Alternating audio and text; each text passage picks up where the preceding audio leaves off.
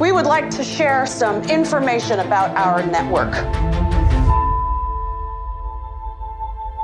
When we start season 2, we see the aftermath, the chaos. There was such a cost to that moment of complete honesty. Alex, just keep your phone on. I'll call you. In this season, our characters are searching for who they are and trying to get through it in a world that's transitioning very quickly. The morning show is in a place of real flux. I mean, Alex Levy has left the show, and of course, the fallout from Mitch Kessler having left the show is still resonating. UBA is a changed environment. It's noticeably more diverse, young, there are more women. We are no longer running the show from the perspective of the white male patriarchy. We have moved on. Everything's different this season.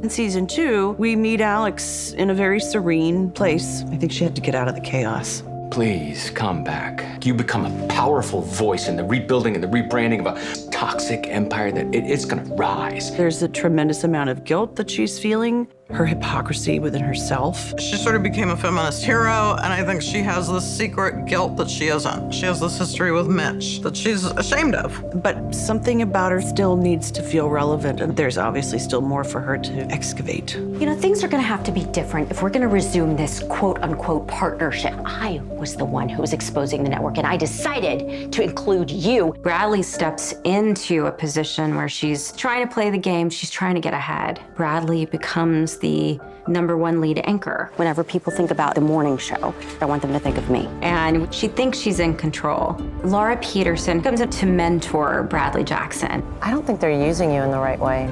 They're bigger than that. When Bradley meets her, it's just hero worship. There's this larger-than-life character. The energy between Reese's character and my character is really interesting to watch because you really see Reese's character grow just by being in Laura's orbit. I'm making a toast. These two women, they changed the course of human history, and we've got them.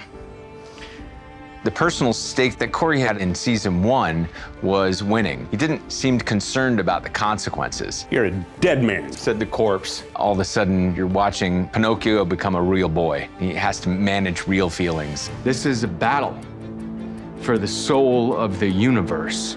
The show brings up so many great talking points about the world and people being human. People relate to shows where human beings ask the deeper question. A show and a network allowed the worst behavior to be permissible. Does that line up with your experience? I think some people are ready to talk. Some people are not ready for that. It's okay to be anywhere you want on that spectrum, but that's going to be tested. There is a pattern of behavior around here that disadvantages the people of color. We all develop a different relationship with America, and I think that there are a lot of people who are really reevaluating their place. It's been brought to my attention that for me to use that term might be considered insensitive. So much of this show is showing these real-world relationships unfold in real time, and it just allows the audience to organically go on this journey to answer some pretty complicated questions. You mean something, Alex, you do.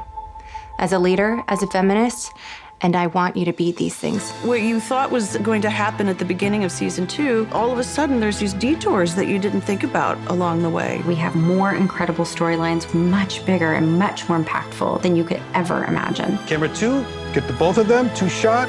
Onward and upward.